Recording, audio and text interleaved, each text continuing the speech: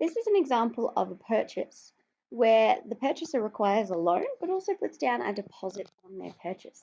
The question says, Joan has purchased a used car for $4,320.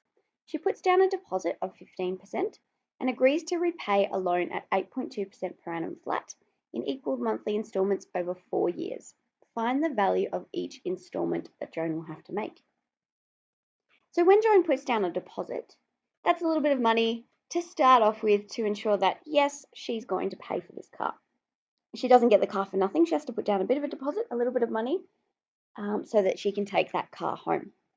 So let's think about everything that Joan has to pay for this car purchase.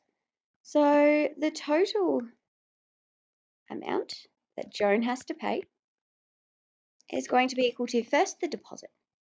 She makes a deposit of 15% of the value of the car. We'll calculate that in a moment. But after she's made a deposit, she still has to pay the rest of the value of the car. And because she doesn't have enough money to do that, she takes out a loan. So she also has to pay back the amount of the loan. But that's not everything. She doesn't just pay her deposit and her loan amount, she also has to pay any interest that is accrued. So the total amount that Joan is going to have to pay is the deposit and everything she borrowed to pay for the rest of the car and the interest that she's charged for that loan. We need to calculate each of these amounts so that we can find out the total amount that Joan needs to repay and therefore how much she makes for each installment. So if we start with our deposit, we know the deposit is 15% of the value of the car. 15% of the $4,320 that the car is worth. We can write 15% as a fraction or a decimal 0.15, or as a fraction, 15 over 20, of, we multiply, $4,320. So 15% of $4,320, we calculate that, and that gives us $648.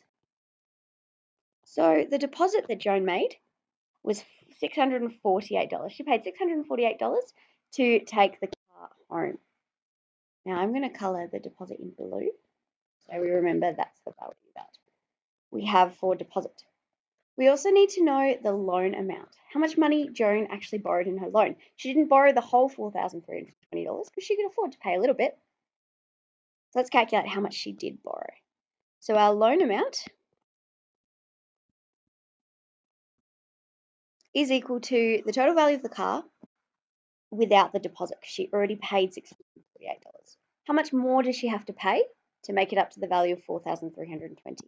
Well, we do $4,320 minus the $648 deposit. And that gives us a total loan amount of $3,672. That's how much money Joan had to borrow in her loan for the car. So if we do the loan amount in yellow, $4,362. The last thing we need to know is the amount of interest that Joan was charged for her loan. So let's do our interest calculation over here. Interest, I, is equal to, you remember the formula, PRN.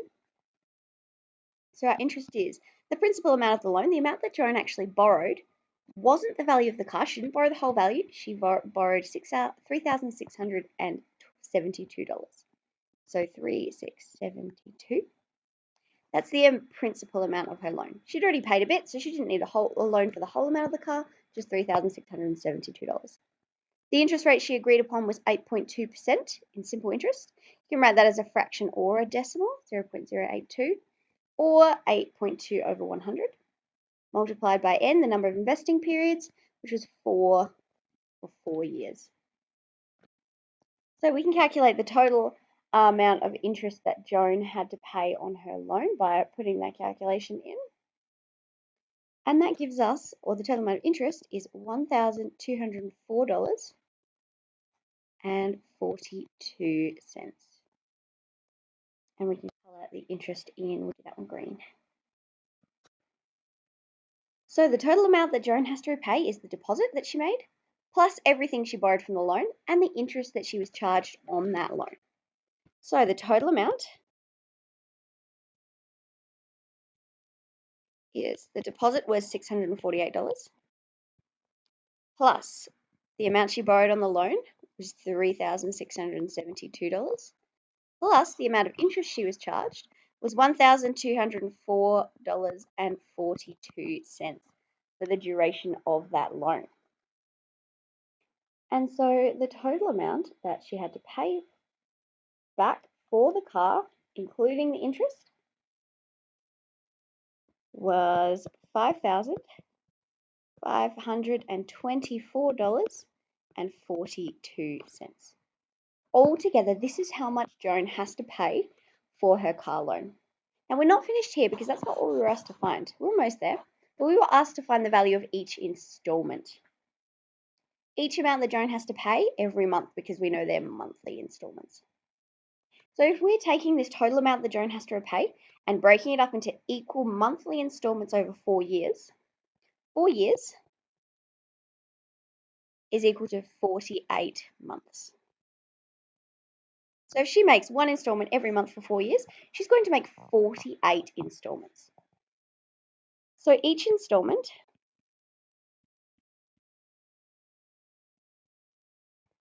is going to be the total amount she had to repay, $5,524.42, divided by the number of payments she has to make, which is 48 payments. And so for each payment, Joan is going to have to pay $1,115.09.